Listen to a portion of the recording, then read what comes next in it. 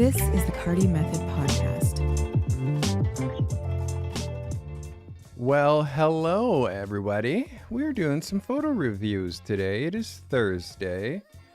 We're testing some new time slots, meaning I'm not fully married to doing photo reviews at noon, and it seems to me that that's not the ideal time to do these photo reviews. So last week I did them at 6.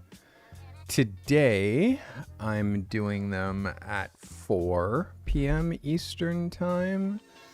And again, you know, it's a reflection on how many people we get live today versus how many we had live last week. And I'm going to kind of decide whether it's going to be like 4 or 6.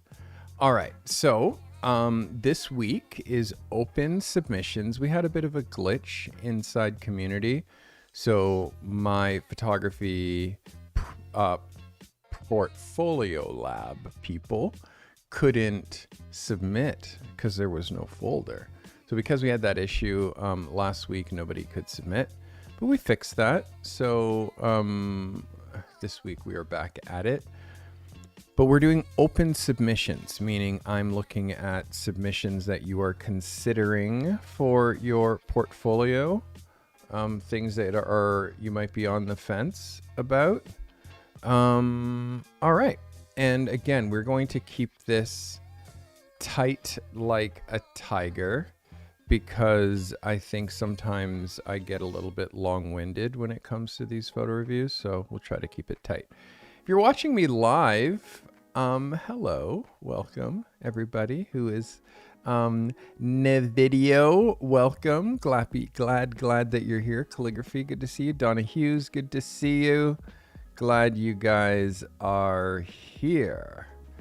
All right, why is that not connecting? We're trying to do multiple things here. Oh, because I'm not on the Wi-Fi network for some reason. There you go. That's the first problem. If I'm not on Wi-Fi on this, that's not going to work. All right. So our first submission is from Donna Hughes. Donna says this is a personal project. She's interested in architectural details. Shot just after sunset. Shot with a Nikon Z 500 Mark II with a 24 millimeter ISO 100 f11 at 10 seconds. 10-second exposure. Still not showing that this is connected to Wi-Fi, but that's all right. We're not going to stress about it. All right, let's have a look at Miss Donna Hughes. Donna, thank you for submitting. So let's look at this as an 8x10. First of all, I want to see what this looks like as an 8x10. It's a little bit hard to tell where your crop is, but there's also a little bit of a mistake, which I'll show you in a second. But this is roughly what this would look like as an 8x10, which it crops well. Let's close that. Look at this as a cover composition. It's a little bit, for me, should have a little bit, it's a little bottom heavy is what I'm trying to say. And I'm not sure how you're pulling the jet black out here. The mistake that I was going to show you is here on your border. I'm going to hide me. You can see right here, like this green. So make sure when you're doing your post that is super clean. Your shadow detail, to me, it's crushed a little bit. You're interested in architectural details, okay. What I want you to always ask yourself when you're making these personal projects, Donna, is who would hire me to shoot this? Who is my client? who's the person who's going to hire, who's the company that's going to hire me to make this photo or photos like this. And if you have a hard time, if you're trying to be an architectural photographer, well, again, I have Samuel Salling, who I'm helping.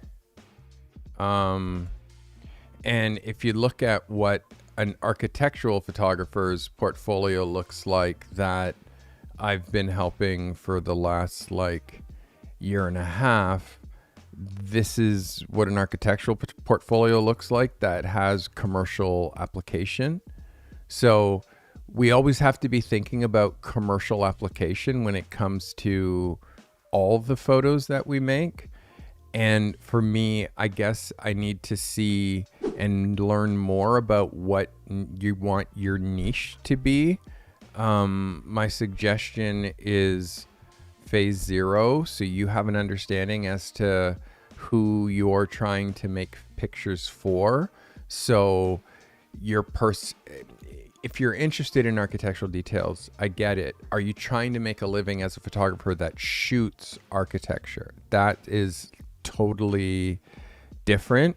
And again, Donna, who says that you're still exploring, you have one cup, and that has 100% of the time that you have.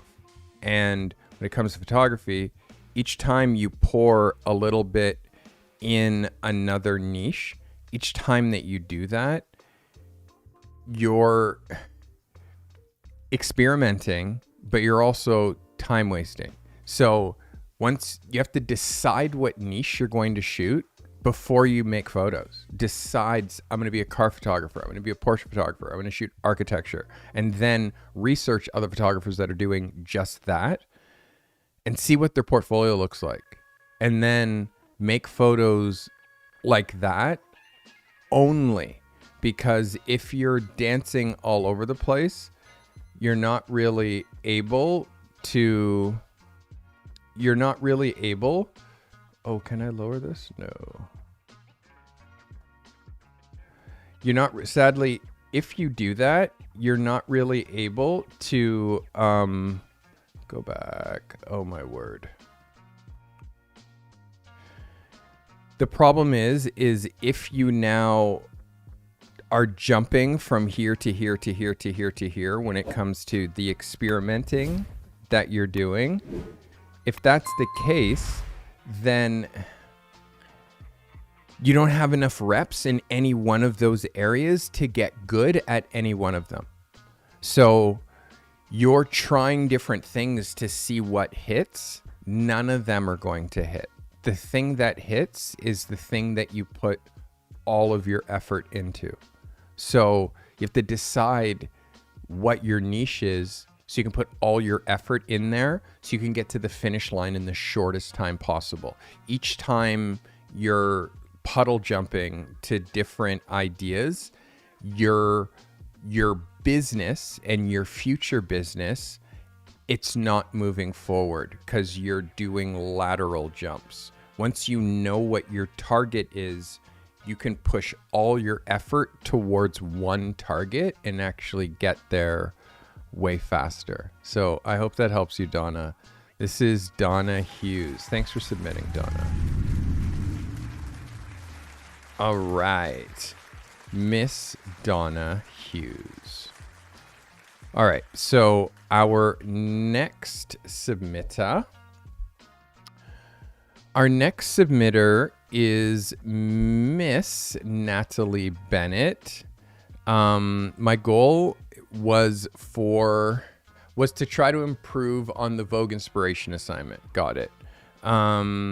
Considering adding this to my portfolio, shot with the R5 Mark II with a 150 millimeter ISO 800 f5 at 3/20th of a second. This is Natalie Bennett. Natalie, let's have a look. Natalie, as far as the technical vibe, it's better. It's better. I want to look at this first off as a cover.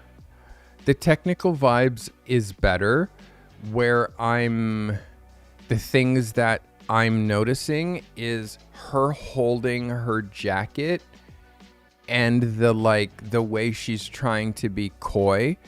She's wearing a business suit, right? So if she's wearing a business suit, she wouldn't be like with her business suit because she's a businesswoman. Where we're missing with this picture is the pose. But you are improving. You're improving. Let's look at your post-production, which is another area that I know that you have some issues with. For me, you're still doing the same thing with the post-production as far as letting AI do skin retouching,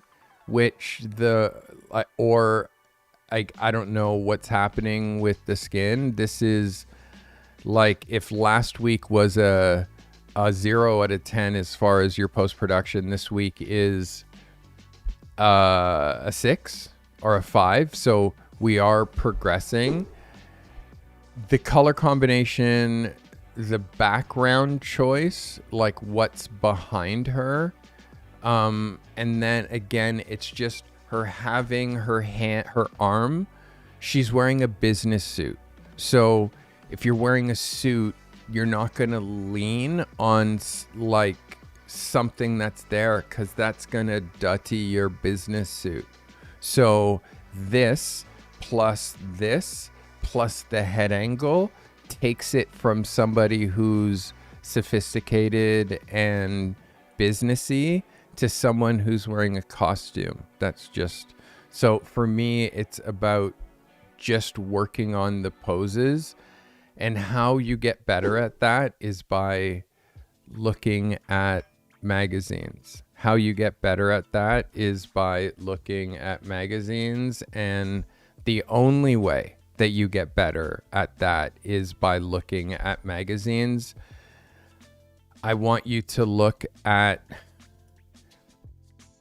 my site and I want you to look at the poses and I want you to notice that there is none of that kind of, there's no kitschiness when it comes to any of the poses. So that is because I look at a lot of magazines and I know what is contemporary. So we have to watch how we're posing. It's super, super important. I hope that helps you. That was Miss Natalie Bennett. Again, Natalie, post-production, better on this. I want you to watch your background distractions. I want you to look back here and how this line here isn't straight. I want you to watch how this horizon here isn't straight.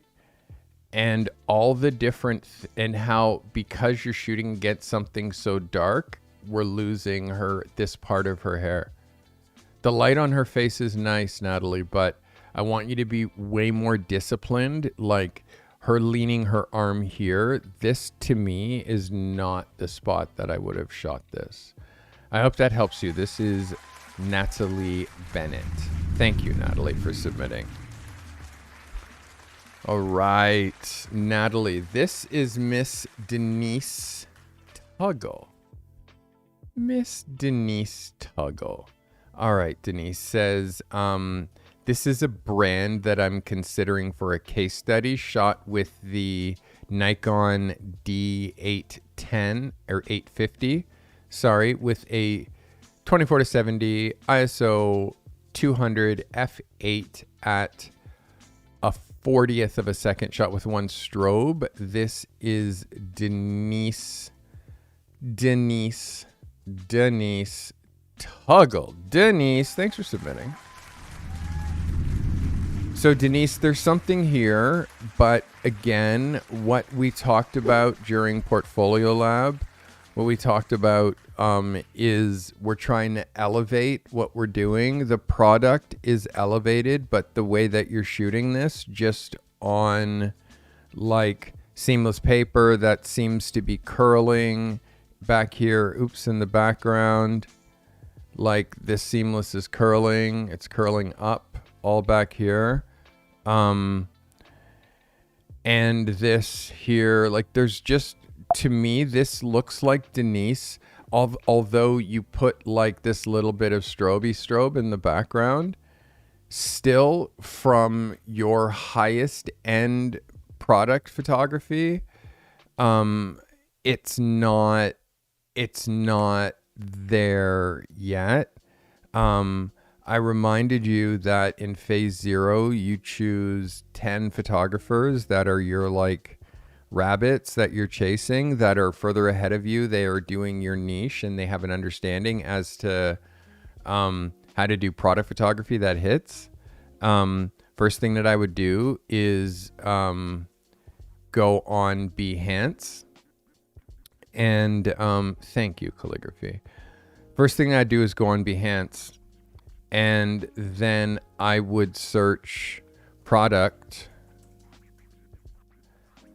photography,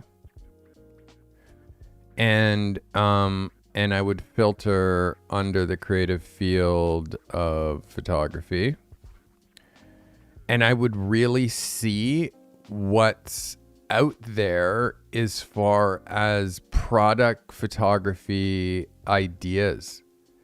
And you can see how like this is a whole thing, it's a whole campaign, in fact, just on this drink. So you could isolate, hey, this with the drink and the ice, that's what I'm going to try to shoot, because it's hard for you to try to shoot all of them. And then you look at this one, and this woman froze flowers, frozen flower. Wow, what a beautiful set. Like, if you're not doing this for a way to pull your, and I also want you to notice how the backgrounds are being used. Like if you see this with the way that you're lighting, and then look at contemporary photography, like that shows you just how much further, Denise, that you could actually push it. Like it really shows you how much further you could push your light. Look at this top-down angle. It's just showing you how far that you could be pushing your ideas. You see, this is using a seamless, but it's not showing you the horizon line. So you're not getting the bottom and then the background like you're doing here. So for me, Denise, it's not good enough for where I'm trying to take you.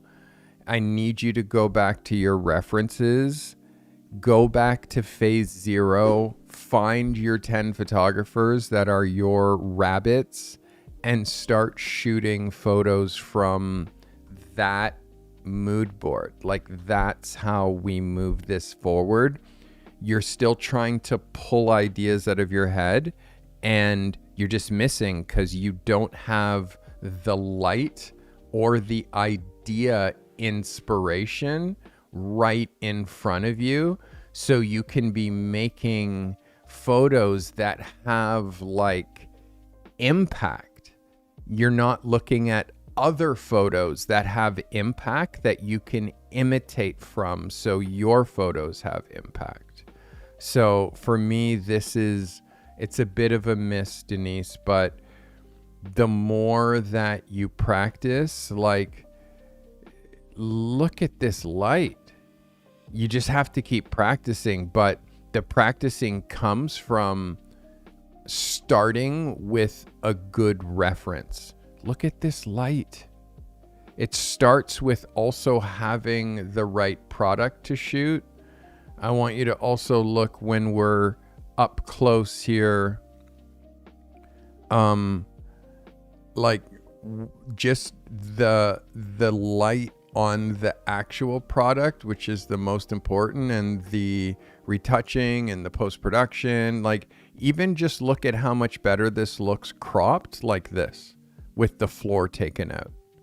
Like how much better this looks just cropped like that instead of showing you the whole frame that you shot. So I did a podcast last week called Trying Harder, and it really is about trying harder and giving yourself more time than you think that you need to make these types of photos, because you don't have the reps yet for them to come quickly. You have to work through the process. This is close, Denise, but this is a bit of a miss for me.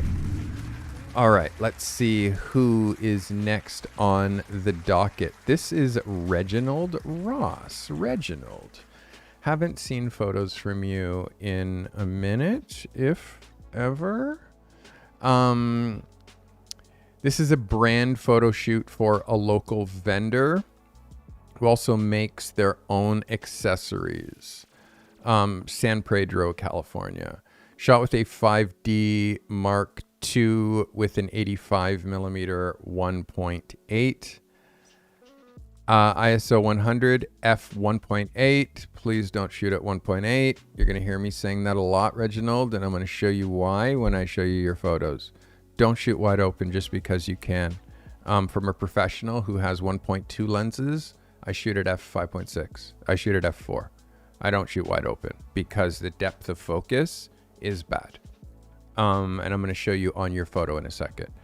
So ISO 100 f 1.8 at 1/3200th of a second.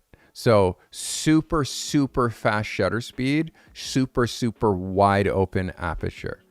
All right, let's look at what Reginald Ross has for me. Reginald, thank you for submitting. So Reginald, let's look at the eyes, okay? Because that's what tells everything.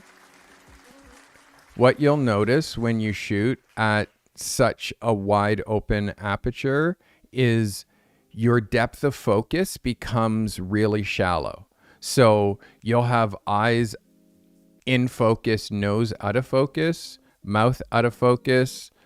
This particular picture, you kind of got away with what's going on here, although the focus here and here could be way sharper than it actually is.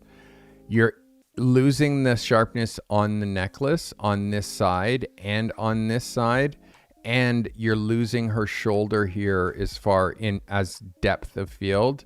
You're losing this whole hand as far as depth of field. You're losing her whole dress as far as depth of field. One moment, please.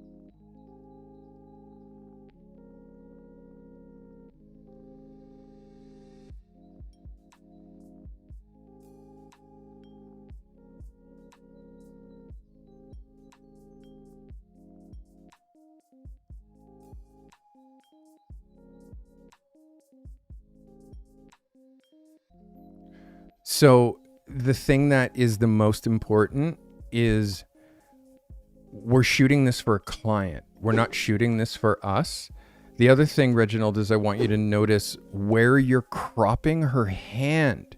You're cropping her hand off at the wrist, which is amputee vibe. Like her hand could be on her lap. Her hand could be any other position.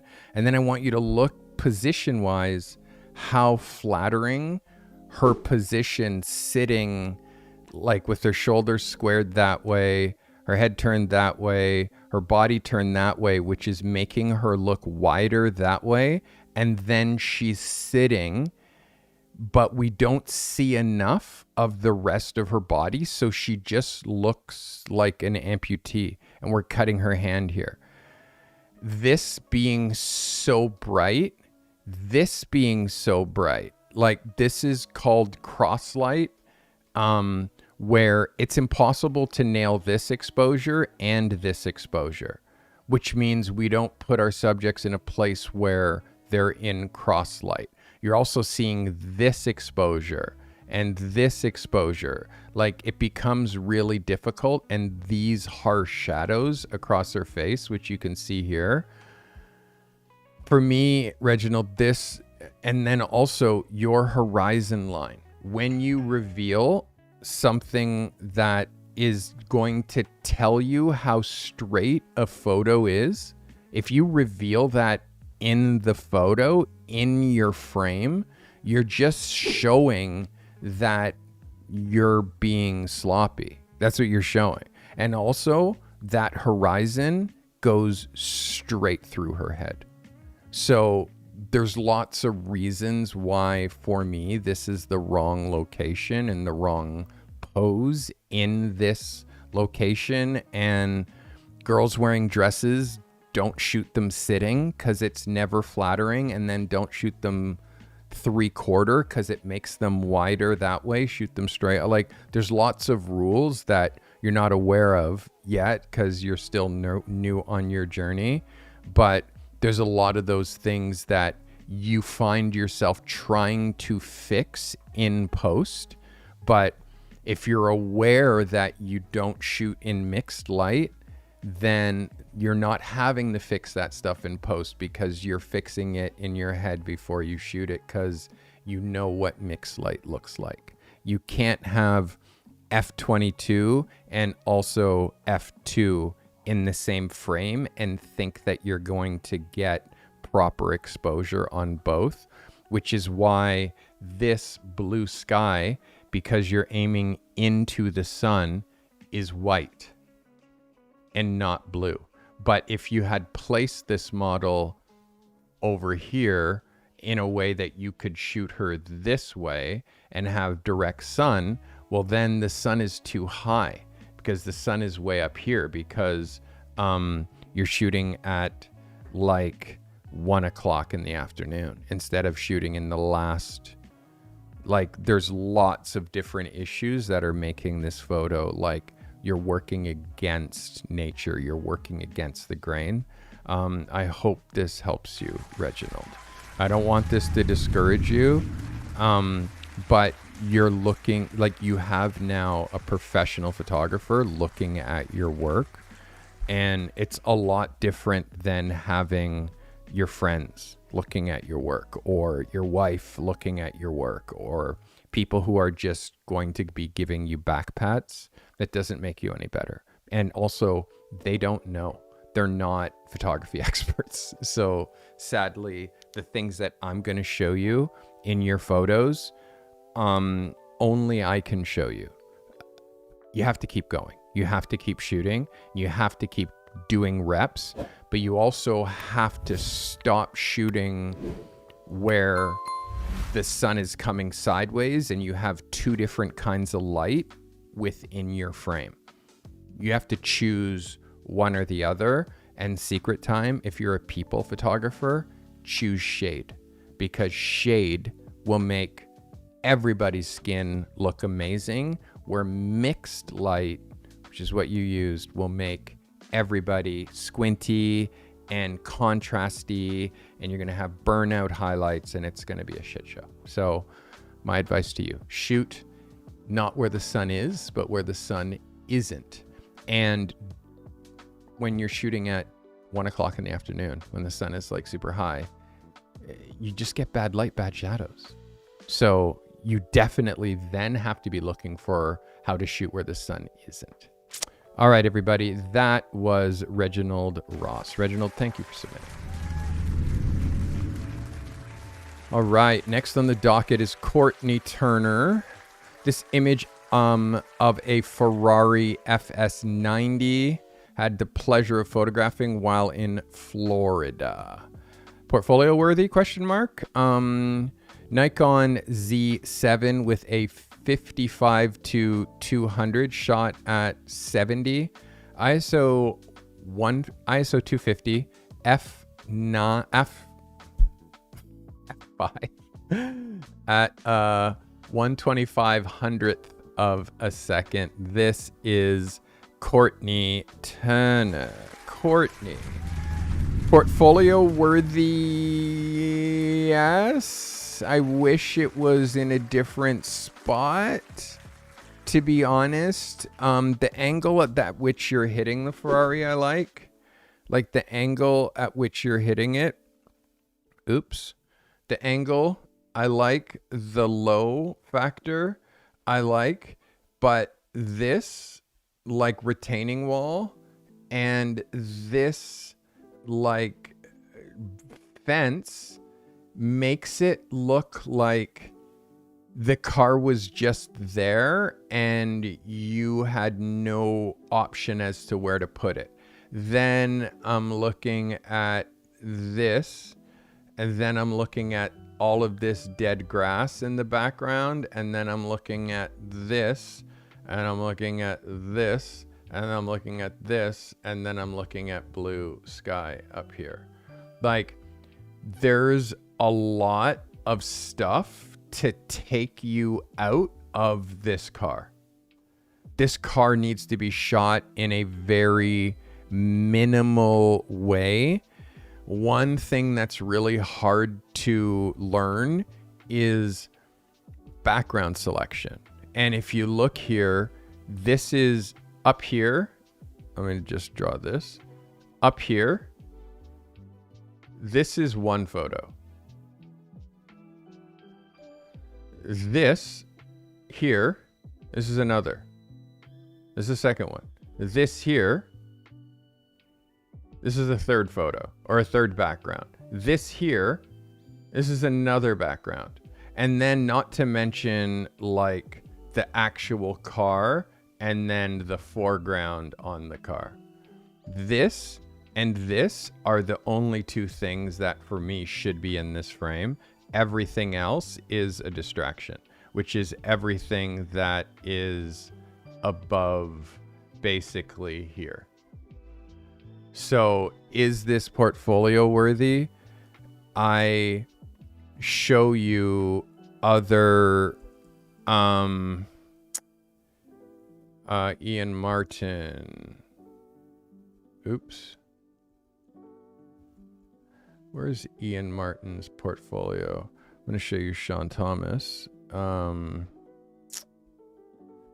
Sean is again Autolux imagery. There we go. And not the Substack. Sometimes with this brain injury, it's hard to reconcile these links that you just remember off by heart. But I want you to look at this picture and I want you to think, what if you were able to get top down on this picture? Well, then now it removes all of the distracting stuff in the background. In fact, how much would it change your portfolio if you did that more often? Like actually change the perspective of how you look at cars. Because from my memory of your photography, Courtney, it's very with no, I'm going to get on a ladder and shoot down, or I'm going to go on a bridge and put the car on the under thing so I can be on the bridge and like shooting down on the car. The car's moving. You're beside the car in another car, shooting the car while the car is going. Like these photo types are things that you need in your portfolio to prove that you're a killer. You need these things in your, and again, Sean Thomas, I helped develop, which is the photographer that we're looking at right now. But you see here, like, this shows that you're a killer and you're not just that guy who saw this Ferrari there and you were there at this meetup with a whole bunch of other guys with their cameras and you're all standing around nerding out about cameras and taking pictures of the car as it sits where the guy who drove it put it. If that's where he dropped it, it's like you're saying that you have a drone, but I'm saying that these photos are not made with a drone, because the resolution of your drone versus the resolution of your pro camera are in two different stratospheres. I'm talking about figuring out a way to elevate yourself so you can make this photo without it being on a drone shot with a sensor that is literally this big, like an iPhone sensor. Like, you need to learn how to do this with your pro gear, because your competition isn't doing like photography on a drone unless they have like some wicked, like crazy, expensive, I'm saying like the drone is not the angle. But Courtney, for me, for where, again, I'll say, I'm trying to take you, the California sun, the blue sky, these are things that are not attracting like Mercedes-Benz and Ferrari when it comes to car photography. They're just not. It's not good enough. So you have to be looking at, I would say, again, Behance, and then look at car photography, and see what your competition is doing. Because without seeing, and again, I'm not talking about just looking at Sean Thomas, but I'm talking about, look at what I'm talking about the angles, and how when you're in a situation exactly like this guy is, where he's got a railing and this and tons of distracting shit over there, he shoots top down because the ground is non-distracting. So I'm just saying, like, it's the exact same photo shoot. It's the same photo shoot. It's just different drop of where the car is placed, and truly like a top down perspective on the car, because it gives you like a new view. And then here again, this is a background.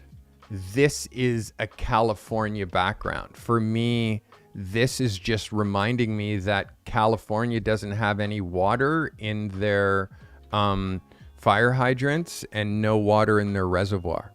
It's just burnt land, which again takes away from this. So I hope that helps you. That is Courtney Turner. Courtney. All right, next is Nakumba Booker Jr. Okay, so this is a run back for the Vogue story. This time with a better pose, in his opinion. All right, shot with the Canon M50 with a 24-7 at 24-70 at 70 millimeter, ISO 400, f 3.5 at a 50th of a second. If you're shooting at 70 millimeter, you got to shoot at a 70th of a second.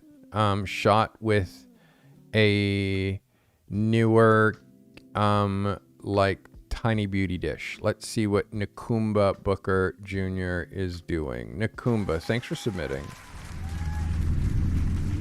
So for sure, better light. There's still some exposure things, and again, it's her arm going like to nowhere. I don't know if this is a surfboard. I can't really see what this is or why she's leaning on it. One light, definitely, like, I understand the one light, but I also, with the black girl with the black hair and nothing back here kicking light on her, you put a few details, but you can just see, like, I can see your post, and I haven't enlarged it yet, but I can see where you tried to do some post-production here and tried to do post-production down here, like you can see how like this and this and this and this and all the stuff that's happening along here is like, oops, is no bueno. I can see that from here without enlarging. I also see it under here, and your post has to be better. I also see it up here. Your post-production has to be better, Nakumba. Like, you really need to really dive into it. The skin retouching is okay. There's a couple mistakes in here in the cheeks, but again, it's better than I've seen previously. Couple mistakes in here, and again, you can see when you're being super like where you're retouching in here, like, and then where the line at which you stop, and the same thing here where you're retouching here and the line at which you stop, like you're retouching all of like this stuff, sorry. You're retouching all of this stuff, but like in here is getting too complicated, so you just stop. And over here, you just stop. And then on the forehead up here, because this highlight is hard to retouch, then you kind of go around it, but up here you just stop.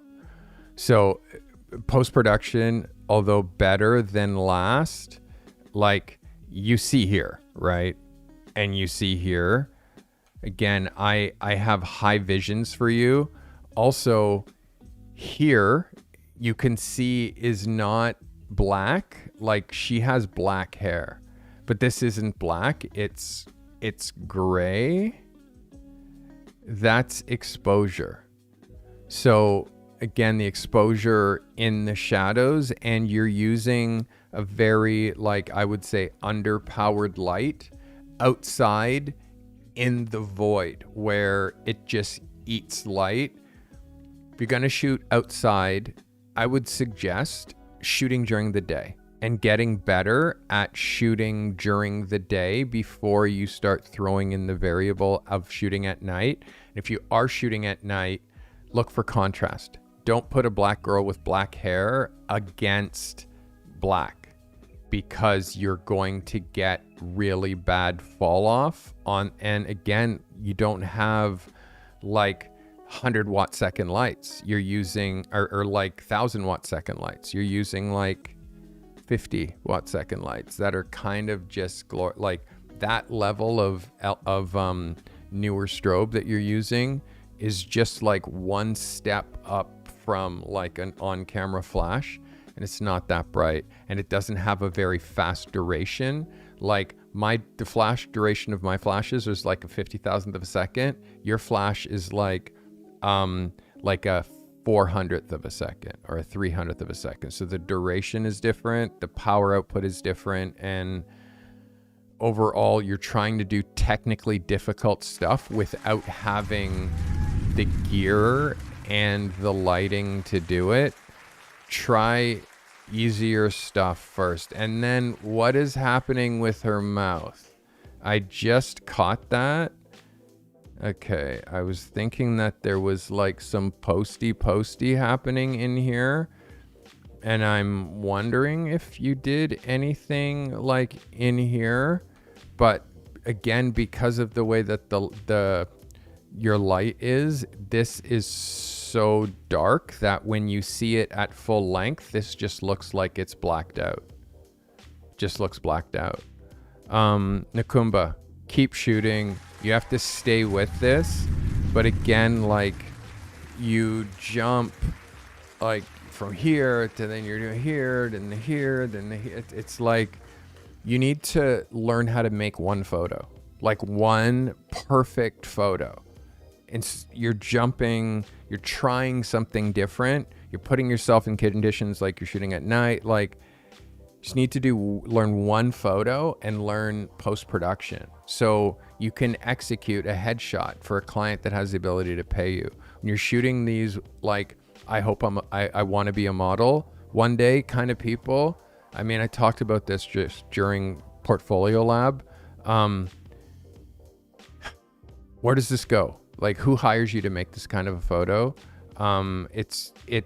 She's not a model, so it's not quite a fashion image, but it's too fashionate for it to be like a headshot. So it's just this like nowhere land where like, I don't know if this lands anywhere, and I don't see it. Yes, it's could go in your portfolio, but for me, like, needs to be direction as far as what that portfolio is. So you're not just making willy-nilly pictures of girls that think that they're models. And again, even spending any time shooting girls who have no money, who think that they're models, who I'm going to say again, have no money, which is why, again, this is true. Why spend any time there? Why not spend all your time learning how to serve small businesses who have money? And if they like you, they're going to pay you, and they're going to pay you regularly because content expires. It's just where you choose to spend your time. This might be glamorous because you're next to a girl who's fancy, but it's like, to what end? It doesn't pay money. So for me, that's a non sequitur. I hope that helps you. This is Nakumba Booker Jr. All right, this is Sedgwick William. Shot with a Sony A7C with a 85 millimeter, 6.3 ISO 100 at 1/125th of a second, shot natural light. This is Mr. Sedgwick William. This is so bordering on a snapshot. This is so bordering on a snapshot. Like, she's still wearing her gloves. She's super uncomfortable. You have, like, she's standing in front of her business. Like, it's just, if you're shooting this for her business, show her in her business doing what she does when she's working.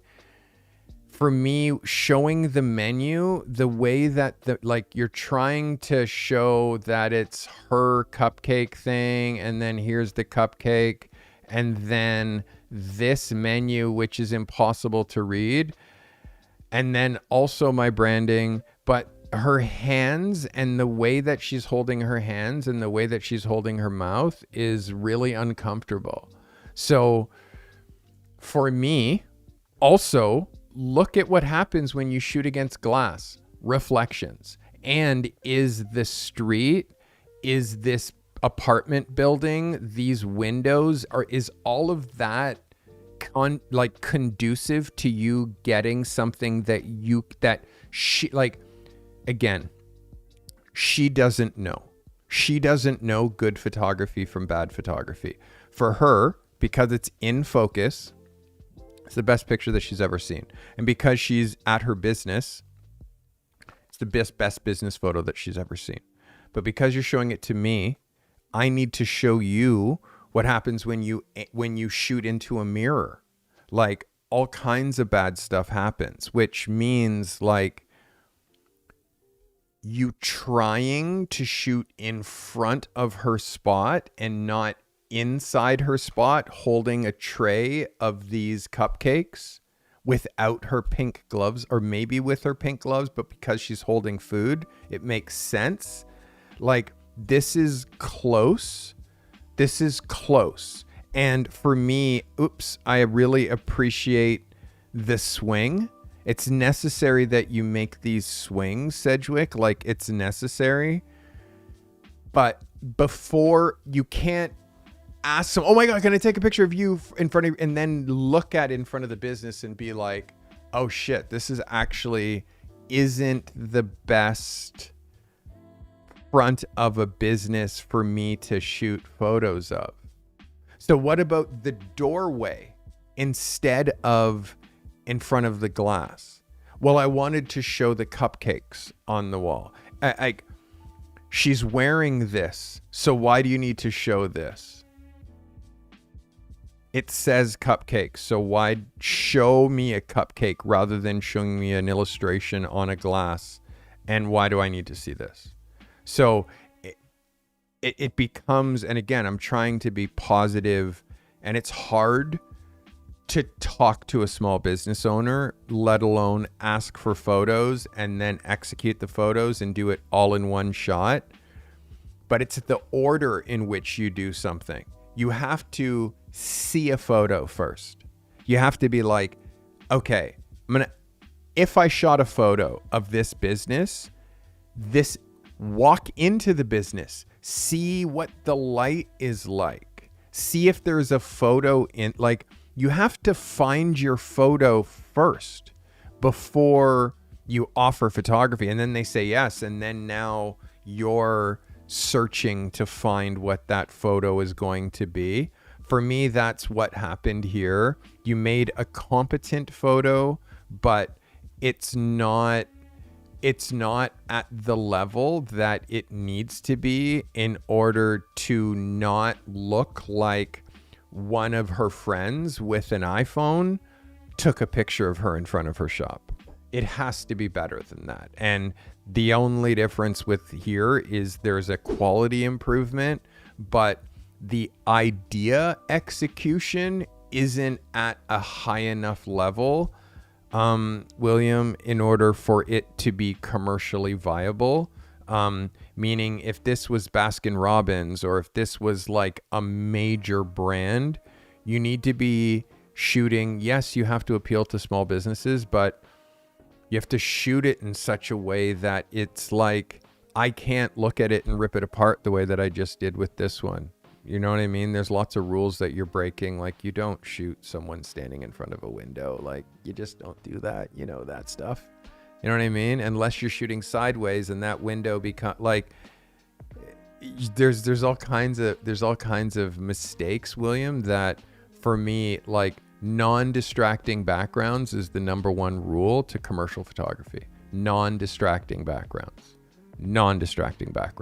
This is a very distracting background. And she's offset, like she's sharing the spotlight with this stuff, which looks very snapshotty, because only someone who's making a snapshot would frame it like what's on the glass is as important as her. So again, William, you got to try harder, bro. I got to keep pushing you, but this, although yes, small business and a huge jump from what you've been doing, still you have to try harder. Okay? I hope that helps you. That is William Sedgwick. All right, on to my ProLab submitters. This is Angela Pacchino. This is an interior designer brand shoot selection taken last month. Shot with a Fuji X-T4 with a Zeiss 32mm, ISO 400 f5, and at 100th of a second. Shot with one Profoto strobe. This is Angela Pacchino. Angela, this is definitely closer to your client type. The lines are straight. For me, shooting a picture like this in the home, it's tricky because there is lots of distractions. You can see that you're tucking her head in this window. So it's like, are you moving or shooting? Like, it's just, there's a lot of stuff back here that like, I wish the blinds were closed. But again, it's like, it's bringing in pretty light and blah, blah, blah. But it's also distracting you from this beautiful smile from her. What she's holding, I'm not sure exactly. She's an interior designer, so obviously she's holding like swatches or something like that. So that makes sense. The carpet here and the way that gives us just another like break point, like, I don't know, she's an interior designer, so you need to show like some sort of interior design. I'm not sure, for me personally, if this is like the house that she wants to hang her entire interior design business. It might be her own house, I want you to watch how harsh or how bright you go with the light so the shadows don't get too dark. But the exposure is good on her, Angela. She's wearing a good outfit. She's got the right energy. Your lines are straight. Again, I'm just wondering what it would have looked like. Because obviously the house goes this way and then that way. Like, what does this wall look like? What does this wall look like? Like, I'm not able to see what the other lines in the room look like. For me, shooting with a window as my background, that's usually not ever going to be my choice because of all of the things back here that detract us from her face. Like, to me, there's too many little things that like take us away from her.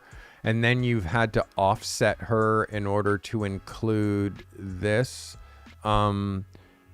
Like, I'm just like trying to be a little bit of devil's advocate-y. Like, there's something here, but there's a lot for interior. Like, there's a lot of little design details that you as the photographer have to really, really watch out for. Where this pillow is, like, there's a bunch of things in the gap here, and there's a bunch of things for an interior designer that I would want you to be like a little bit more meticulous with.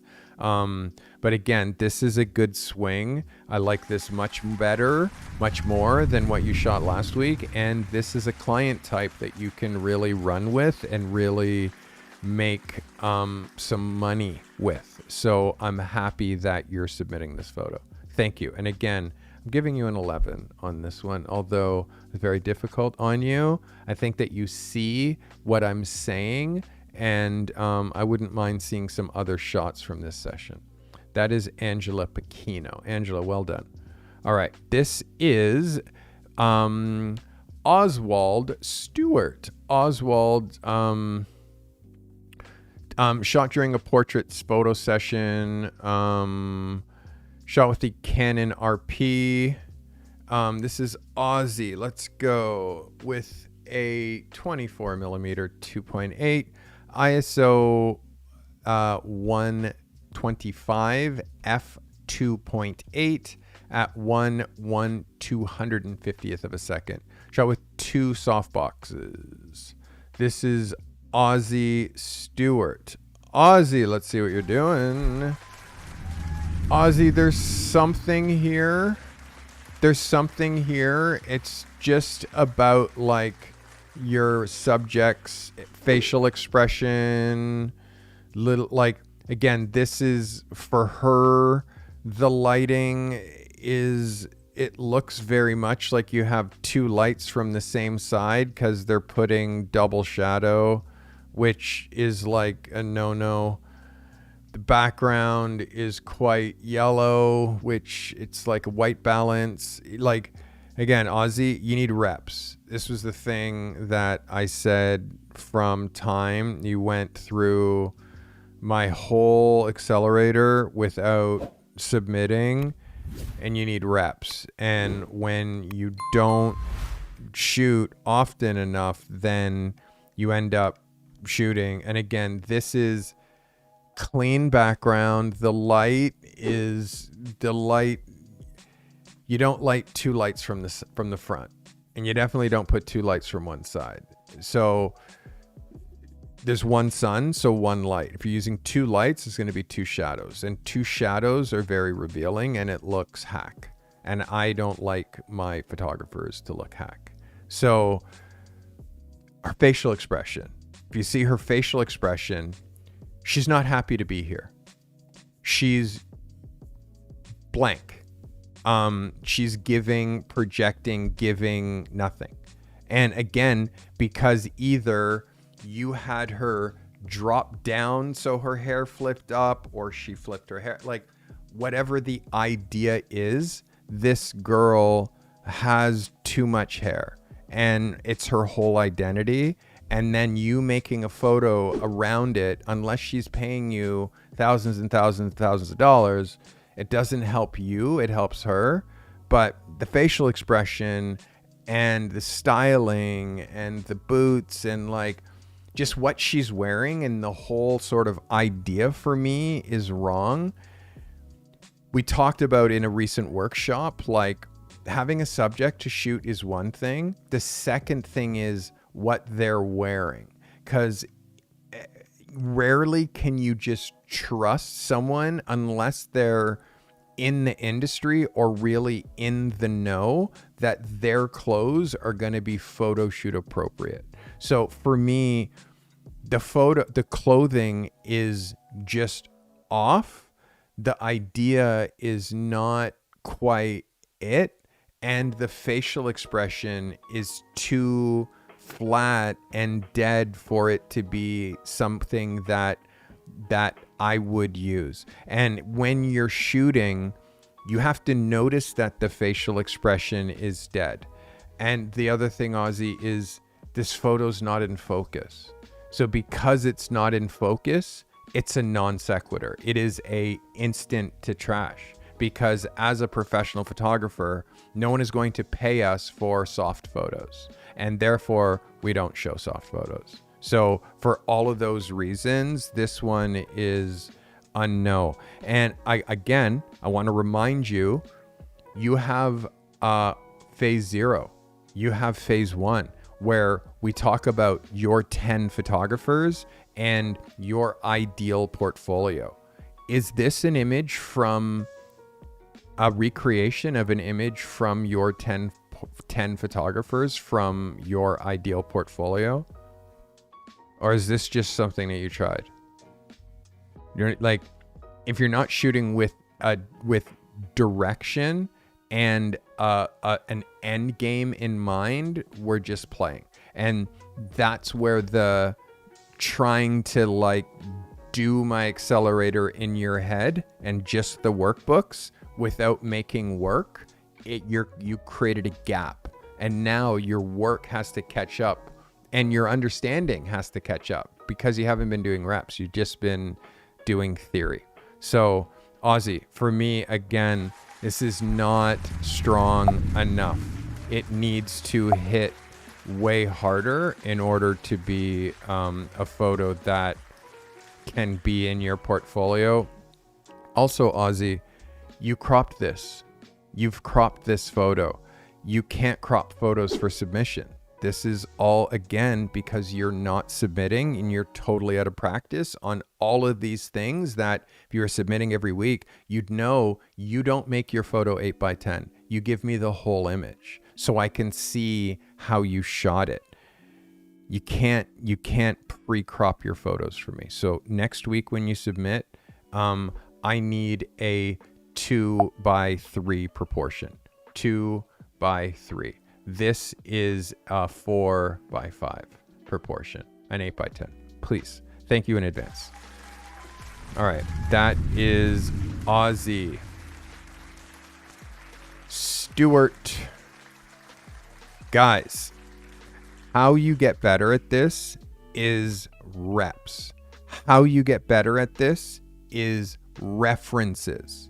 If you're not looking at the best photographers in the world and the photos they make, if you're just coming up with photo ideas here and then executing it without trying to imitate something, and not I'm talking what they're wearing, facial expression, body language, location. Like, photography is hard.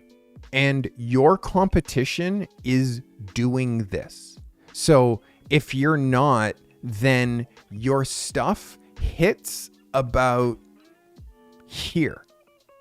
When your competition, and by the way, a non-professional, their stuff hits right here as well. Someone who's not making any money. And by the way, probably not making any money because your standards are too low.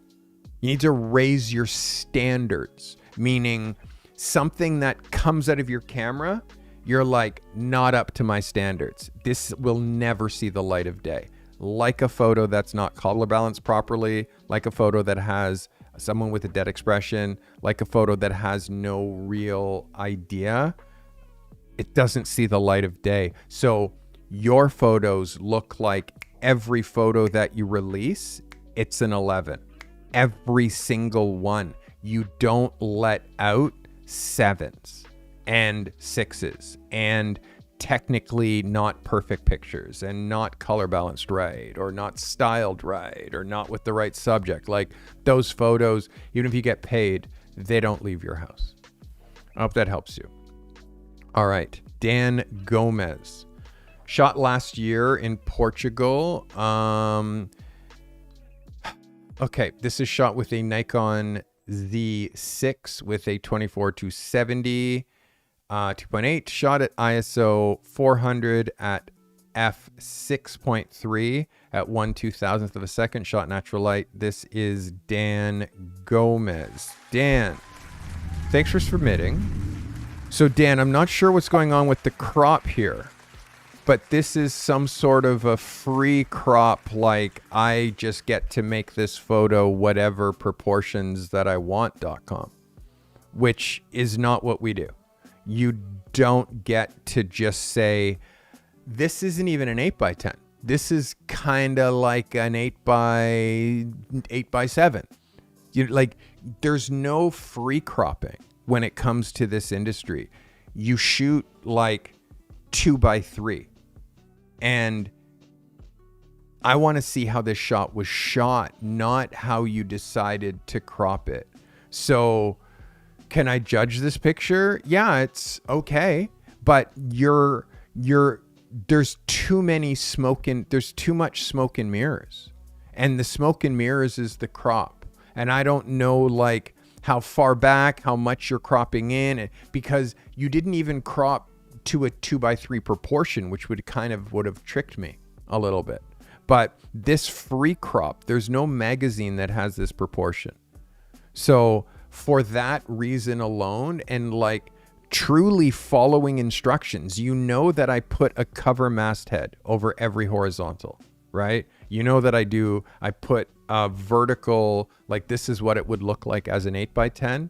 But if you're pre-cropping, all of that just goes out the window. And this is now you telling the art director, this is the photo. And the art director saying, where's the whole frame? And you're like, well, this is what I want you to print. And the art director's like, I'm not printing anything. I'm not printing anything, in fact, nothing is going in the magazine because I want to know who you are as a photographer, and you're hiding shit from me. So you're not getting published at all until you follow instructions and give me the whole frame. Simple. That's what the art director would say from the magazine. Because like when I walk into the magazine, I don't get to bring a whole bunch of pre-cropped images. They see the contact sheets or they see the raw files. And then they're like, that. And then they'll say, give me this whole frame and then maybe give it to me. And then they'll draw an exact proportion frame over top. Give me this crop. So we have to be very disciplined with this shit, because then if you're not, like when it comes to looking through your photos, well, now your horizontals, when we click through, are just all willy-nilly. Like, look how mine look. My verticals are all the exact same crop and my horizontals are all the same crop. So the proportions are the same. So that makes me look tighter. So, and wondering, it's not a 1-to-1 crop. It is not square. I promise you that the length here is longer than the length here. I promise you. I although I have had brain surgery, this isn't a square. It's not quite a square. So if it was a square, it would fit in here perfectly. I don't think it's a square. And if it is a square, Dan, it doesn't change any of the things that I'm saying. If it's a 1-to-1 crop, it doesn't change anything. You don't get to do that. You don't get to do that. All right, guys, that is Dan Gomez.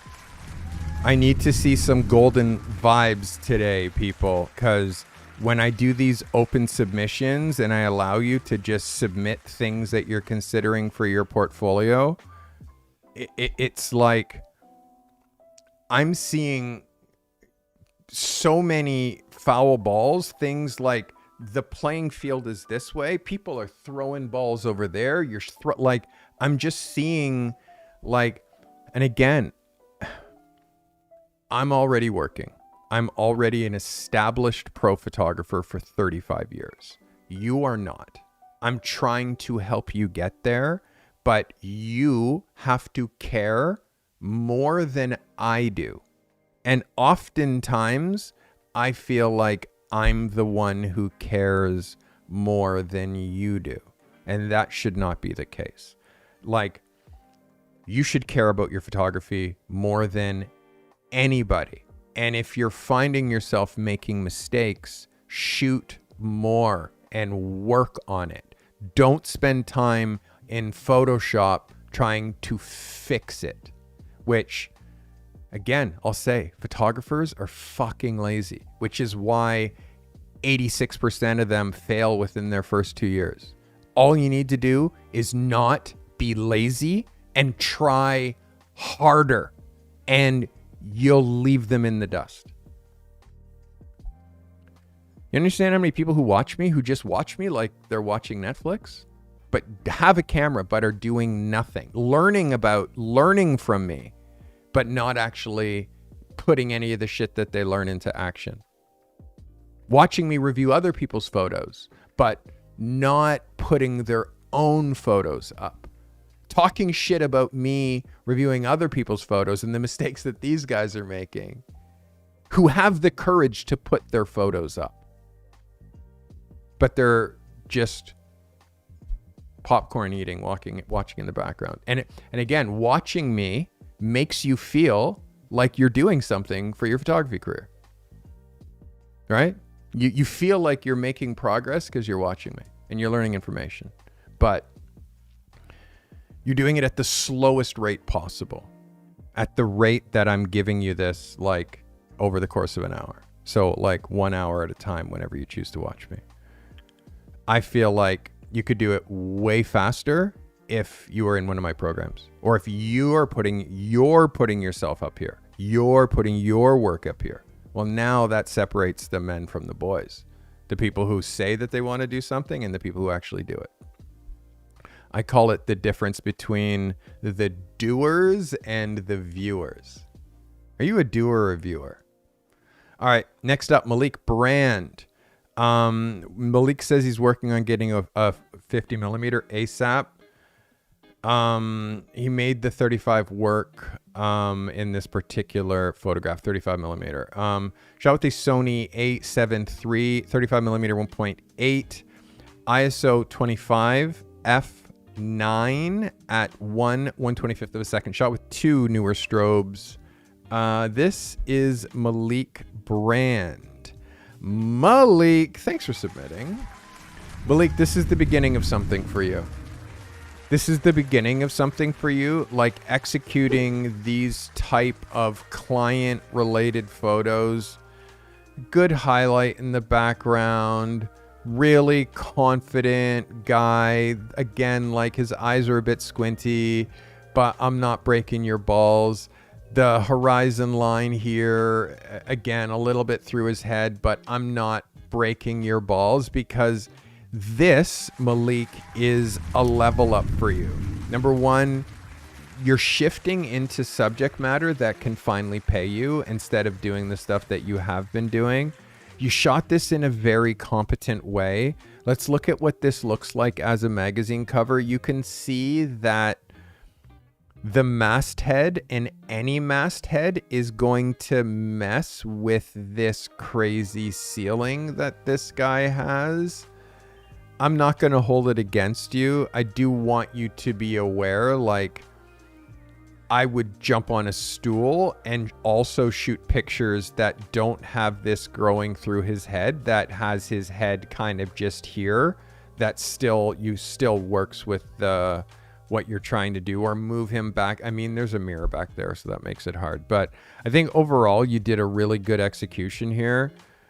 Your focus is good. Watch your post-production. You're still going a little like, still, I'm seeing like what you're doing in here. I'm seeing what you're doing in here. Like, Malik, I'm telling you, like, I see what you're doing in your post-production. I'm seeing that you're still using the blur tool. I told you half a year ago to not use the blur tool because it's very amateurish. Look at what's happening up here in the hair. Malik, don't think that I'm not going to do this to your photos, bro. Look at when I go this close. Look at the mistakes that I see. Because you're just blurring, which is not what we do. We don't use, because you're not spending any time learning how to get better at post-production. And if you are, you need to spend more time, because I caught this here, like this, and then this, how it's kind of, the opacity is lowered, and like you see when you know what to look for, and then you can see it through here. When you know what to look for, it's super easy to spot bad post-production. It's really easy to spot. You can see it through here. So, Malik, get better at that, because it's holding your growth up. And I spot it at every single photo. I spot it. And for you guys submitting, this is why I ask for photos to be 4,000 wide that way, because I am looking at on a 4K monitor, and I'm going to do this, and I'm going to look to see what your file actually looks like, which you can't necessarily see when it's smaller. So it is a very, very good swing. So good that I'm giving you an 11, Malik, but I'm still doing this a little, just because I want you to take the post-production part seriously. That's all. Very good job though. Well done. This is Israel Cordona. Israel shot with a Canon R6 Mark II, 50mm 1.8, ISO 200, f 2.8 at a 500th of a second. This is Israel Cordona the third. Israel. So this is another frame from the last session that you did. Obviously, you heard me loud and clear as far as submitting and shooting photos of your wife over and over again. We also can't recycle old shoots, because this is something that you need to all hear. Watch this. Photos expire. Okay? They expire. I've seen this idea in a different submission. So judging now this one, well, it's composed well. It's a little bit from the side. So body language wise, with this leg here and this him kneeling here and this barely seeing a foot, is really difficult. Like, it's kind of, I would have wanted to shoot him aiming this way, like aiming that way, so his face, his heart, and his energy is projecting to me rather than projecting to whoever's over there. When you shoot this way, as like the side, you become an observer. You become an observer instead of the architect of the photo. Like, you become an observer. So for me, you've already won photo of the week for a better photo from this series. I think that that photo is better than this photo. And again, I'll remind you, photos expire. So you now submitting this old photo for today, well, how many from that session are you going to put in your portfolio? Right? So you need to make new work. You need to make this work. You need to make new work. That's the like new work, because photos expire. New work. So this Israel is a good swing, but the photo that you won best in show is better.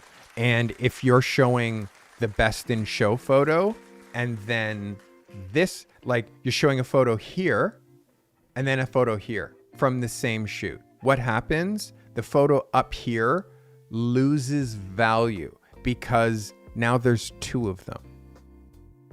So unless they're both, and one's an 11 and one's a 7.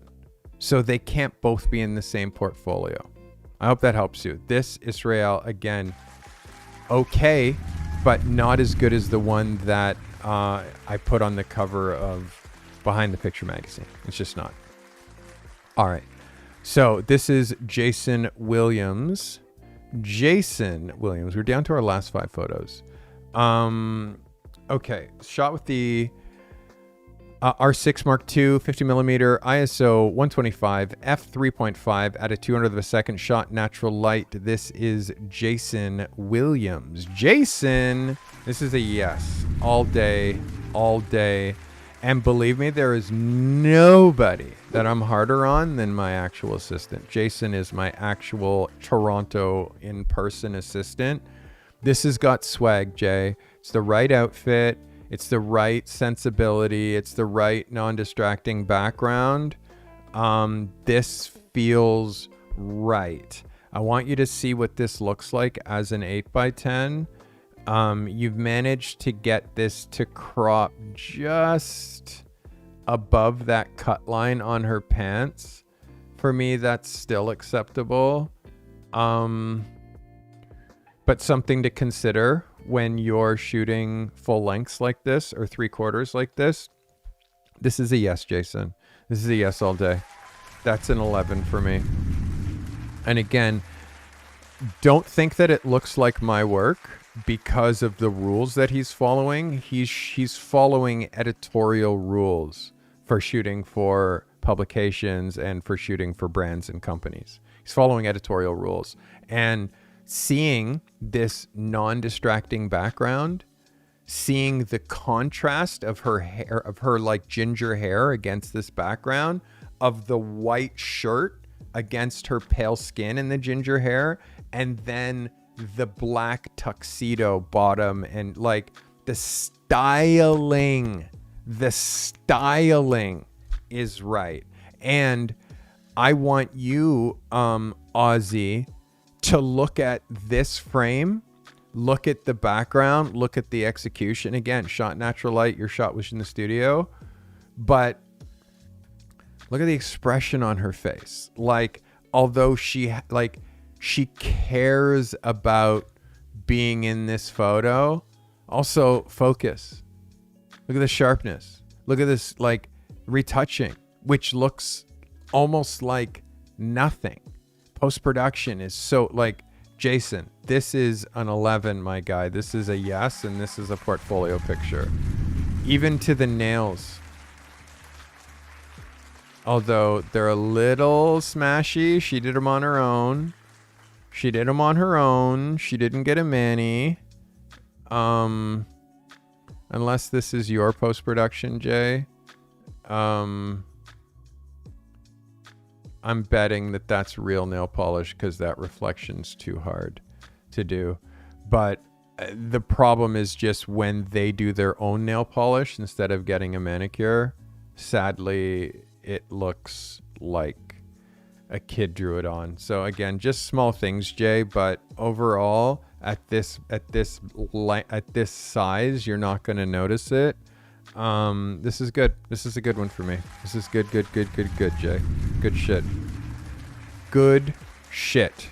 Are you making pictures that you're proud of, but you're still not getting hired? you're not alone. And that's exactly what Portfolio Lab is built to fix.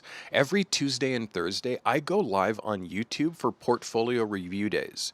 You submit your images, I give honest, detailed feedback to help you build a portfolio that books work. Thursdays specifically, we level up. I give you a pro-level assignment to do where I break down real-world briefs. Then, later on in the afternoon, we jump on Zoom for a live mentorship call. We talk business, creativity, gear, strategy. When you join Portfolio Lab, you unlock access to my community. It's global, it's serious, and it's built to help you grow. So remember, weekly Zoom calls, twice live portfolio and assignment reviews per week, real feedback from me, a 35-year pro, and a community of photographers doing the same work that you're trying to do. All you need to do is go to thecartymethod.com/portfolio lab and join today. Let's build your career one image at a time. Let's get it on. Portfolio Lab is the thing that you're watching. It's by far, there's nobody who can do this on YouTube. There's not a lot of 35-year pros out there. Yeah, you're watching exclusive stuff. Kyle Kiono. Kyle shot with the Sony A7R5 50mm, shot at ISO 1000. ISO is high, Kyle. At f5.6 at a 25th of a second. Your ISO is high, your shutter speed's low. Before I've even looked at your photo. Okay, this is Kyle Kiono. Kyle, thanks for submitting. So there's something here, but he's posing. I don't believe him. It's a fake smile. Fake smile. He's fake holding onto this. And he's looking off to where? So close. But, and again, technically, this photo doesn't need to be at ISO 1000. I don't believe. You could go from ISO 1000 to ISO 500 just from going from 5.6 to f4. Just that small little thing. Now you get to go from ISO 1000 to ISO 500. So this is a fake smile, Kyle. This is a fake smile. We all acknowledge, everybody in the class, we all acknowledge that this is a fake smile. So he's doing that. You didn't. And also the fake smile in combination with his hands.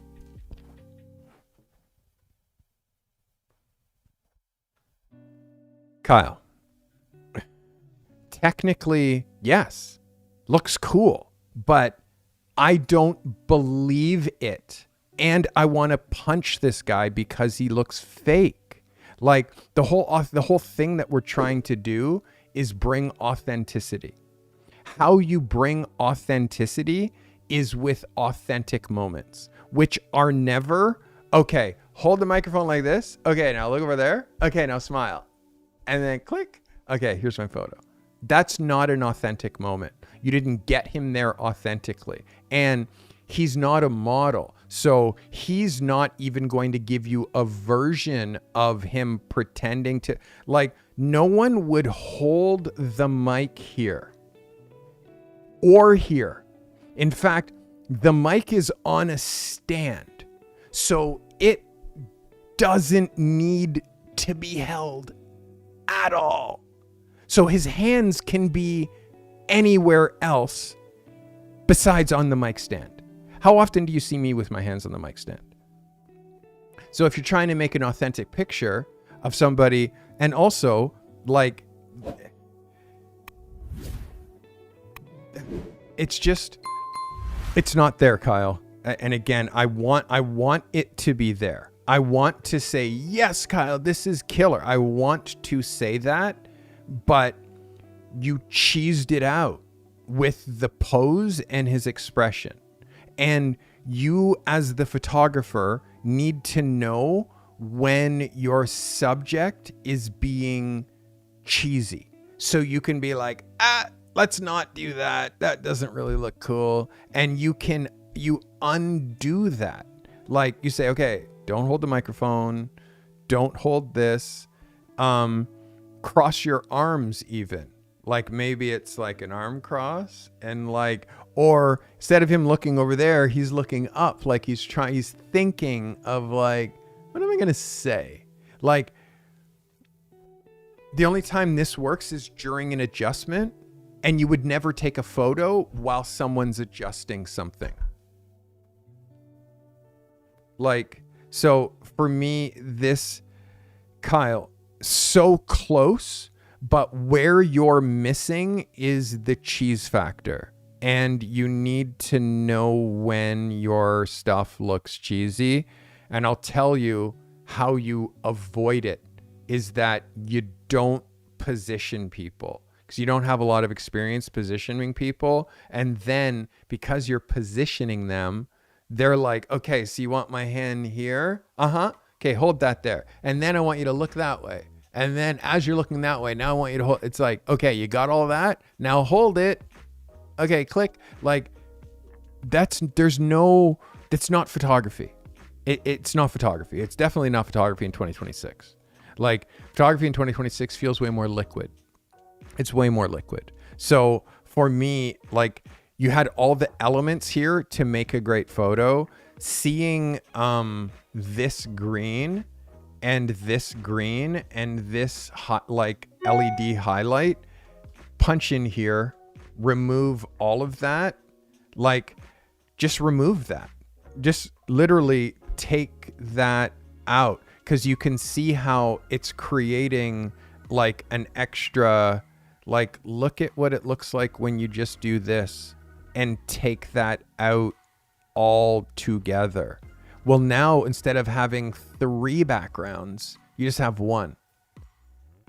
Do you know what I mean? So these are things that I can't physically be there and show you, but anytime that you have a hard line of a different color going through your background, see what it looks like when you cut that out.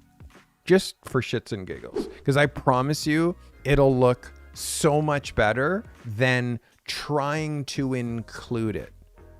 So again, for me, Kyle, this is close, but it's not where we need it to be in order, again, like a television network could see this, like a podcasting network, like but as soon as they see the cheese, it's like, yeah, this isn't the guy. He doesn't know how to bring out authenticity. He doesn't know how to do that. So learn how to bring out authenticity instead of adding like uncomfortable, awkward stuff. Okay? I hope that helps you. This is Kyle Kiono. And again, Kyle, I like technically so there, but I want you to see where you're missing. So again, it's like there's 3 combinations. There's like 3 things, and it's like you're 1 off there and you're 2 off there and then you're right on there. It's like, yeah, but still the lock doesn't open. It still doesn't open. You have to nail all elements for a shot to work. So anybody who's doing like 2 out of 3, it's like, okay, you're making, $10,000 a year with your camera. We're doing $10,000 a shoot at times. So there's a whole different stratospheric level, and it's all of these small things that I'm pointing out to everybody at home who's watching. I hope that helps you. Kyle Kiono. All right. There's also a reason, like, look at my background. Like, what if I just did this? How much does that just make you go crazy right now? Because you can see that. Look at how much better it looks when I do that. And just now remove the distractions from your face and just show you clean. without like you having to reconcile lines or anything like that. There's a method to my madness. And why this is the main camera and not this one? Well, because that's how I have my desk set up. I don't like everything goes forward this way, including the camera. When I'm I have to turn sideways and kind of look that way, which is awkward. You know, it's awkward me looking that way, but it's a viable camera angle and I use it for effect. But this is the camera angle because it's straight on and high impact. All right, got a couple more photos to look at. I think 2.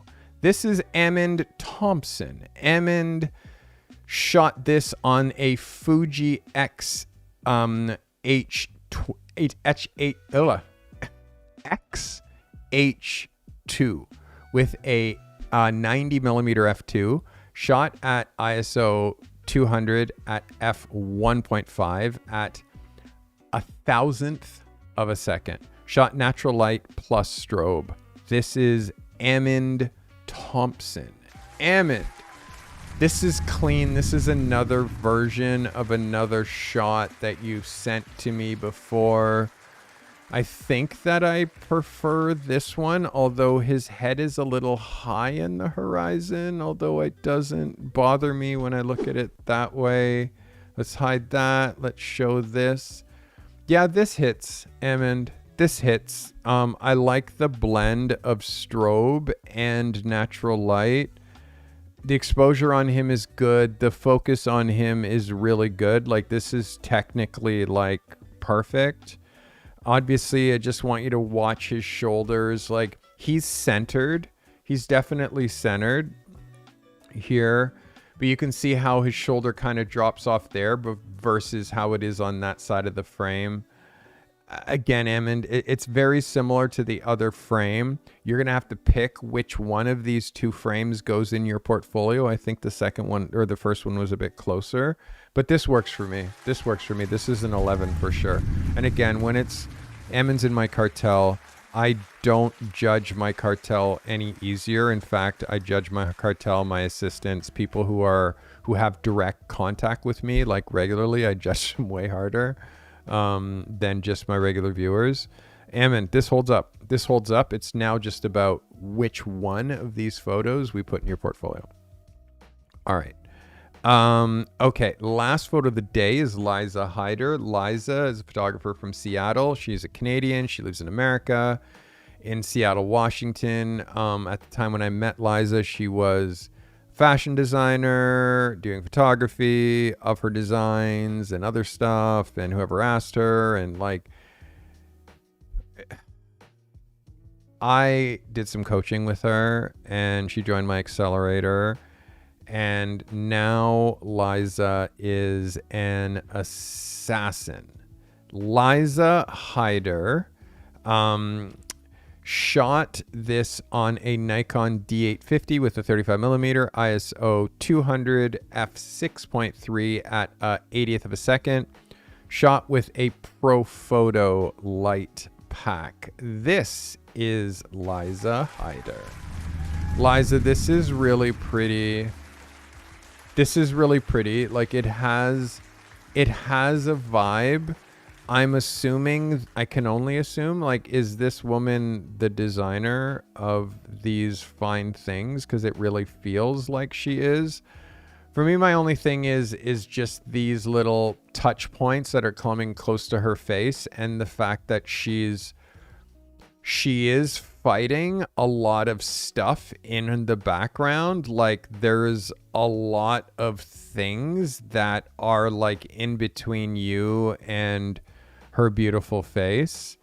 It's also helpful to look at your site, because I want you to notice the things that work with your work and the no bullshit, non-distracting background, like straight to your subject, versus how she's like part of like a photo wall with a bunch of accessories to kind of Non-distracting background hits incredibly hard. Non-distracting background hits very hard. I see that you have this on your site already, but I'm just showing you other frames that for me aren't like you're playing this like I want you to see this and I want you to see this and I want you to see this and I want you to see me, like, which to me you're playing that here. There's a lot of elements here, and even when you look at it in your main portfolio, hits. And I would also, Liza, change up which picture is your first picture. I would rotate that. To me, this is such a killer. Like, ask yourself, this picture or this picture? Which one should go on your... You can only have one of these two pictures in your portfolio. Which one should go? Like, obviously this picture, right? So then you start going through and saying, okay, this photo or this photo, which one is stronger?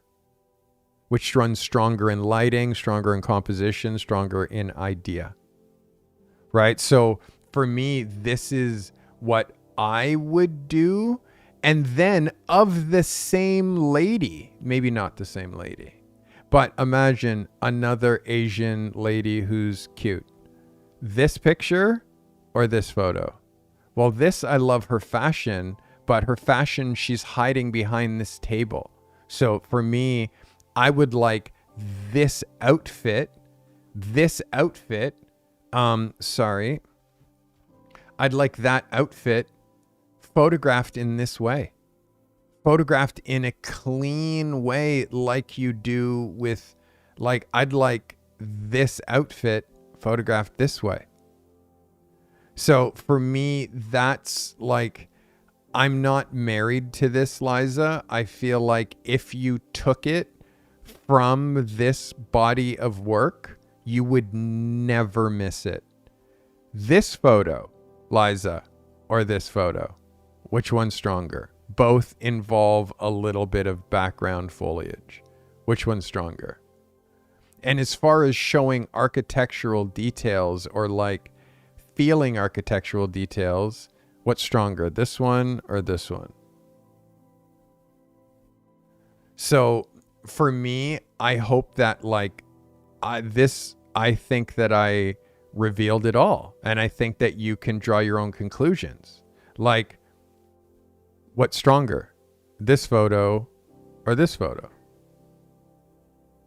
So when you put a photo in your book that is lower than the other photos, it lowers all of them. It lowers all of them. I'll say it a third time. It lowers all of them. Because what it says is, I don't know my best from my sort, like, and it, again, even this photo of the same woman, this photo or this photo, it's unequivocally this photo without compromise or question. This photo or this photo. So if you have this woman in the same suit, you have to decide which is stronger. And then you also have this idea of the girl across this couch also here, although it's a different couch. But that same couch, have you used that one before? Maybe it's this picture that I'm thinking of. But because of that, Liza, it's like, we're only as good as our strongest photo. So this photo, you have her going this way, and then another one up here, you have her going this way. You have to decide which one of these two are stronger. So like, so you're not, do you know what I mean? So it's hard, Liza. It's hard, but for me, this photo doesn't belong here, and it's not strong enough. You have too many killers around it that are like, this one is the weakest of like these 10. So for me, I would just lose it. And again, it's hard to not have emotional attachments to our photos. We get emotionally connected, but we have to not be emotionally connected to our photos. Our photos are like, how can you put it? They're like our workers. So if someone was on your team and they weren't working for you, and in fact didn't look as good as the rest of the people on your team, you can't hire someone because they don't look as good. But they're not performing as well as the other ones on your team, you just pull them out, because in them staying, they're pulling the rest of your team's average down. Get rid of it. So we have to be ruthless when it comes to editing. I hope that helps you. This is Liza Hyder. Again, Liza, it's a fantastic picture, but I'm judging you against you. No one else. Like, it's an 11 for other people, but for you, it's not an 11, because your 11s are higher than this one. So even if my people who are watching are like, oh my God, no, it's great. It's like, sorry, but you don't know any better. You don't know. Compared, now when I did the comparison between this versus this versus this, you only get to choose one. Well, now you saw how this photo quickly fell down the ranks.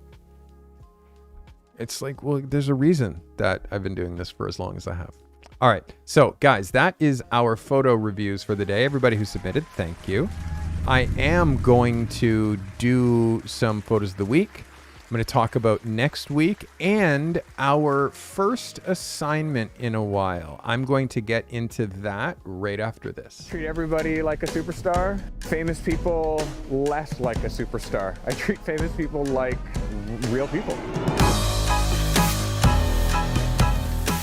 I started as a photographer, I would say professionally, when I was 20.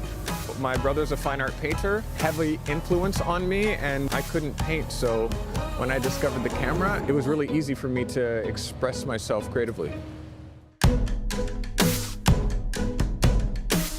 Everybody's in the business of glorifying celebrities, so capturing them, it's already glorifying them by photographing them. So if I can get them a little bit more understated, I feel like it brings up the real. In 1997, I shot Tom York from Radiohead, most important picture of my career. In 2001, I shot Pharrell Williams for Peace magazine. Again, very important picture. Colin Firth, a week before he won his Oscar, career moving pictures where that picture propels a whole new wave of clients, a whole new wave of people looking at my work. I think pivotal career-changing pictures are more important than favorite pictures, because they're all my favorite.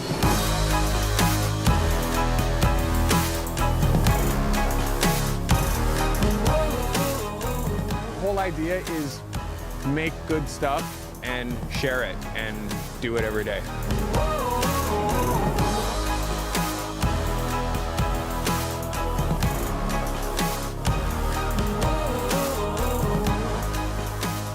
All right, let's get into your photos of the week, starting with this photographer. Her name is Angela Pacchino. Angela, photo of the week. This is a huge level up for you from last week. I'm very proud of you. I need you to stay on this trajectory. I need you to stay on this trajectory. I need you to stay on this trajectory. I'm like looking forward to how your career unfolds in the next 6 months. I really am. That is Angela Pacchino and a photo of the week. Next photo of the week goes to this photographer. And funny enough, the two photos of the week are from photographers. The first two photos of the week are from photographers who have stepped left or stepped right when it comes to what they would normally shoot, just paying them no money. And now they're shifting towards shooting more commercially viable stuff that will make them money. This next photographer and this next photo of the week goes to Malik Brand. Malik, let's get it on. Malik, very well done, my guy. Again, technically, you're getting better technically. This, can't wait till you get a 50. There's a couple of exposure things in here, but like really and a couple of retouching things in here, but you are making progress and I see it. So I got to give honor and credit where credit and honor is due. I think I have 2 more photos of the week. 2 more. So photo of the week going to the man, the myth, the legend, the one and only Amond. Photo of the week, Amond. Well done. Again, as I said earlier, I want to just help you determine which is the one that goes in your book, whether it's this one or the one that you submitted last. Amond Thompson, photo of the week. And our last photo of the week, which is also this week's best in show. Very proud of this photographer. And again, there is very few people that I am harder on than this guy. Your photo of the week, final photo of the week, and this week's best in show goes to Jason Williams. Jason, photo of the week, and my guy gets best in show. Congratulations, Jay. You deserve it. This is very dope, very easy. It's a beautiful sensibility. I'm proud of you. I'm hard on you, but you continually rise and you stay positive and you keep me on track when we're shooting. Yeah, Jay, you're a really good dude. And again, bro, when you miss, you see it all over my fascia. You see it all over my fascia when you miss, bro. Like it hurts me. It hurts me when anybody misses. That's part of this portfolio lab. But my goal is to make it so you hit more often than you miss. Jason, this photo for me comes from good references, and it comes from just knowing what will work and finding the right light. You're shooting an open shade. Like there's so many elements that just work here. And that's why this is this week's best in show. Very proud of you, Mr. Williams. Jason. All right. So right now we are in, I believe, week 47. So I do photo reviews only on Thursdays. So for week 48, again, guys, 52 weeks, we're at the end of the year and we start this shit all over again. But for week 48, next week, it is an open submission, meaning just like today, I'm open to looking at any photos that you're considering for your portfolio. I'm starting to be harder on people who are submitting regularly and making the same mistakes. For newer people, I'm trying to be not as hard on the newer people who are submitting, but at the same point, needing to point out mistakes to you because you're behind. I need to point out these mistakes because you're behind and you need to catch up. Week 49, which is not next Thursday, but the Thursday after, I am asking you for a vertical magazine cover. I want you to create a magazine cover image that demands attention and demonstrates commercial viability. Okay? Always the brief is inside Portfolio Lab, inside my community. You can get an extensive brief as well as tons of visual references that you can use for inspiration. So not next Thursday, the Thursday after, I'm asking you to shoot a magazine cover. It should be within your niche. Don't just shoot a willy-nilly random magazine cover, but something that's good enough to go on the cover of Behind the Picture magazine. And by the way, for the people who win photos of the week, they get profiled in Behind the Picture magazine, which you can find on Substack just by going the Carty method. The Carty method substack.com. This is the Carty Method magazine where, and again, Mr. Rafael Cordona, are actually Mr. Israel Cordona. You can see this to me is a stronger cover. So we have it here on the cover of the magazine. So people who win Photos of the Week get profiled on the cover of Behind the Picture magazine, of the Carty Method magazine. And people who win Photos of the Week get profiled on Behind the Picture. It used to be called Behind the Picture. Now it's called the Carty Method magazine. So these episodes are also something that is helping you bridge into print, where we interview you, ask you questions about why you shot, why you chose this location and such. It's kind of dope. And next year, we are trying to make the Carty Method magazine print, where you could actually order, like, you know, those little thumbnails that you see where you can order stuff from my merch shop. The Carty Method magazine should be there. You can click and we can send it to you. Again, we're going to do 4 a year. And also at the end of every year, we do the Photos of the Year awards. And the only way that you can be mentioned in the Photo of the Year awards is by winning Photo of the Week. So you got to submit to be, and again, this is my viewer showcase. It's the best of the year. I really love promoting the photographers who submit and the photographers who work hard enough to get good enough to win Photos of the Week. So I do my best to promote you. Again, go to thecartymethod.substack.com. This is run by Joseph Baldwin. Joseph is a G, and he puts together an amazing issue every single time he puts one out. And you can see these are also sometimes based on my assignments. So it's cool. Very cool. And again, I love it. Make sure that you subscribe to that Substack, thecartymethod.substack.com. All right. So you guys have your instructions. You know who's won Photo of the Week. I think my show is complete.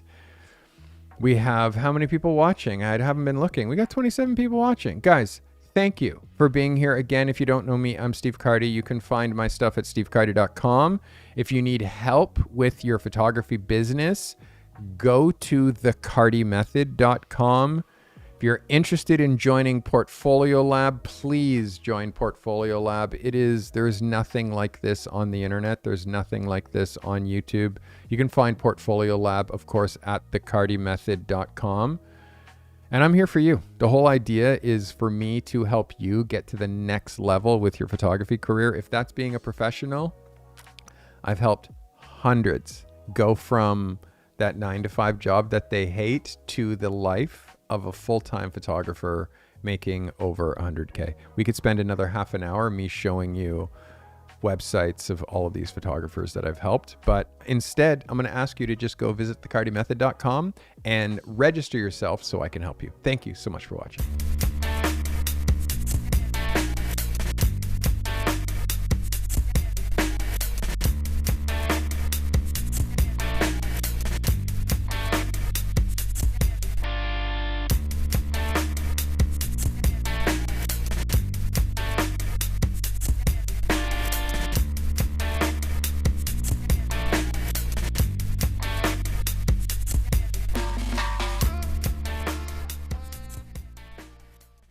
This commercial-free live stream was brought to you by the members of this channel. If it wasn't for you, we'd have to fill up these live streams with ads that would just interrupt the flow.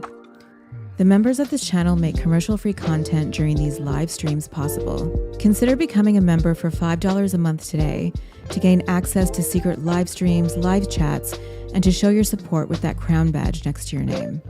Sharing is caring. If this content has brought you value today, share it, clip it, post it to your socials. Curating and sharing helpful content makes you an expert, even if the content you're sharing isn't yours. Be a curator and share this content with your network. If you're an emerging or struggling photographer that's trying to break free from your current 9-to-5 grind and transition to the life of a working pro photographer, that's our obsession here at the Carty Method. Register, get the support you need. If you're alone and struggling at this craft, make sure you join the Carty Method community. You'll always find help in the show notes. Subscribe on Apple Podcasts and Spotify. Find your creative and business genius with the Carty Method.